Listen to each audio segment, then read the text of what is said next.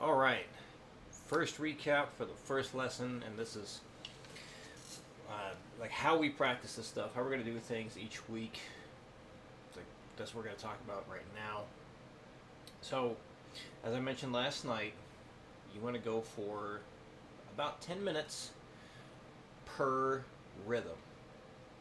So the idea is you're going to max out how fast you can get, and it usually takes people, including myself, things of this length about 10 minutes.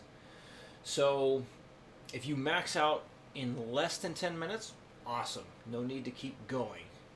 But just to make sure we get an even amount of work for all three, after 10 minutes, it's time to start wrapping it up. So even if you feel like you could go further, just to make sure we get equal time with everything, start wrapping it up, get one more good take. So, very important that when you stop working on either one of these three, you have to end with a perfect take. So, excuse me. And you did read this stuff in the ebook, but worth repeating, I think. So the goal here is when you increase that metronome speed, make sure that you feel confident that you nailed it at whatever speed you were working on before you increase that metronome speed. It needs to be good enough to be on a recording, an album, whatever that you're doing. Like something you would be proud to share with others. It does not need to be MIDI guitar perfect because that's impossible, but it needs to be something that is worth sharing. So just need to hit it once, that's it, and then go up. Hit it once, go up, and so on. Now, if you get these up to 240 or beyond, this is what I'm going to ask you to do. Just do a video recording of whatever that top speed you're at that moment. Send it over to me. And let's just make sure it sounds great before we can move on to the next thing. So this way we don't have to wait until the next the next lesson. We can go ahead and like move ahead a little ahead of schedule. That being said, Fridays and Saturdays I never check my email. Those are just like my break days. So if you send anything over Friday, Saturday, I will see it Sunday. Anyway, yeah, so 10 minutes per rhythm. If you get it past 240, or get it up to 240 or beyond, if you could send a video demonstrating that, that would be great, and then we can move ahead a little bit faster.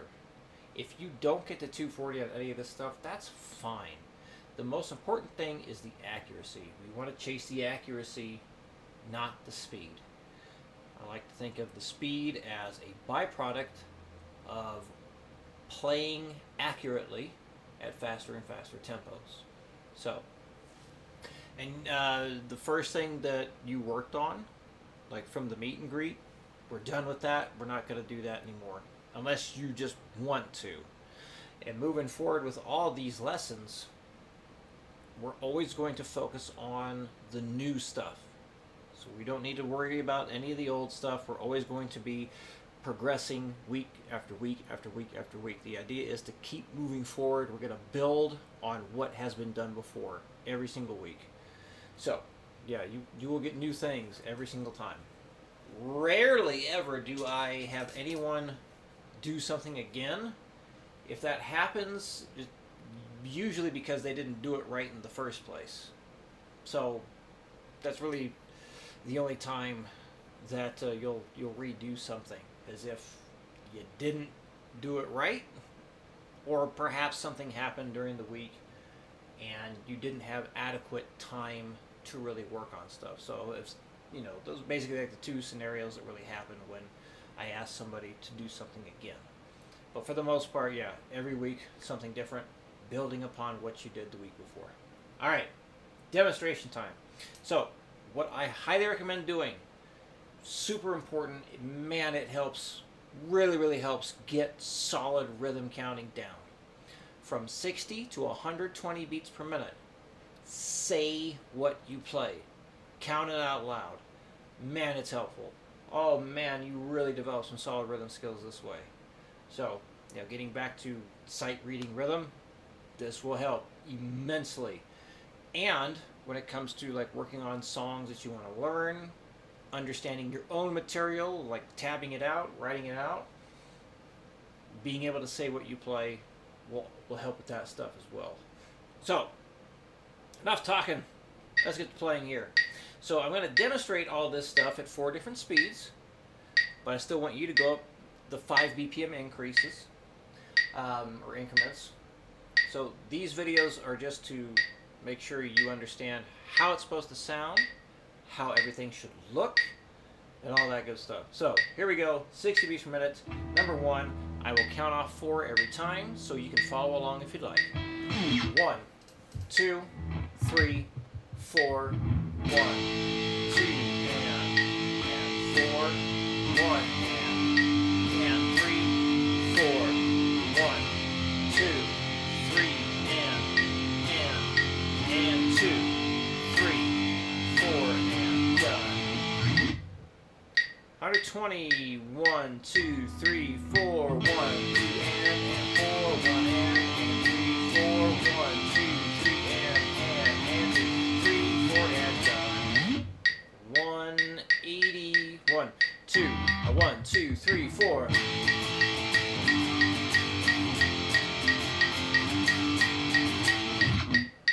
240. 1, 2, 1, 2, 3, 4.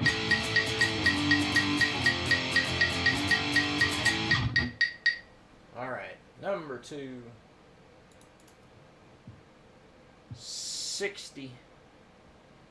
1, 2, 3, 4, 1, and 4, 1, 2, and 2, 3, and 3, 4, and done. 120. 1, 2, 3, 4, 1, and 4, 1, and 2,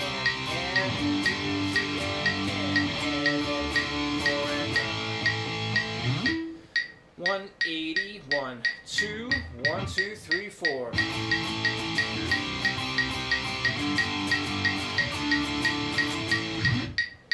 240. 1, 2, 1, 2, 3, 4.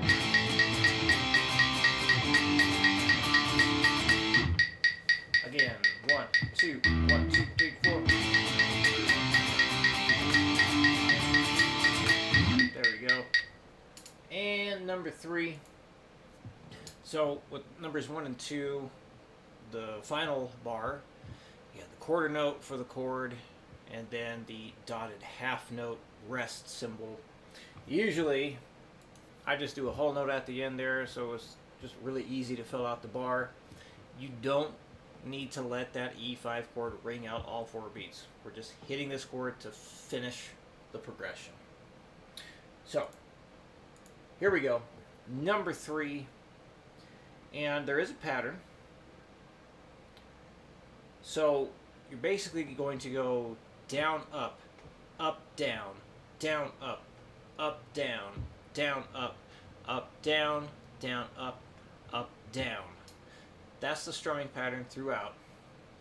And bar number 4 there, well, it breaks away from that just to do something a little different. And yeah, here we go. 60 beats per minute. Number 3.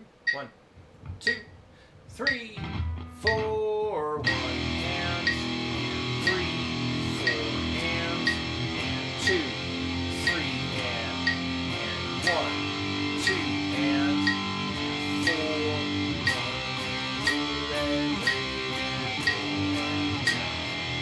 1, 120. 1, 2, 3, 4, 1, 2, 3, 4, and 2, 3, and 1, 2, and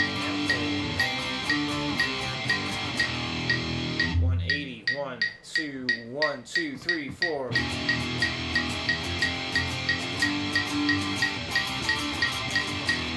a bit rushed. 1, 2, 1, 2, 3, 4.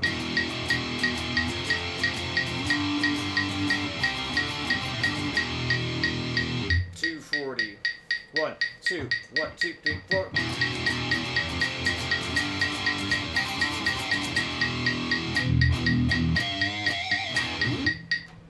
Okay. So I believe that covers everything we talked about. But if any questions come up, please let me know. And yeah, so 2 options we can do.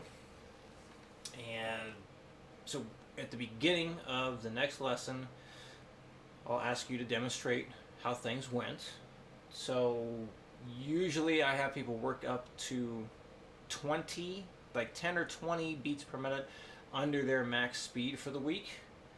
And we'll go up in like tens or 20s in terms of like the BPM increments.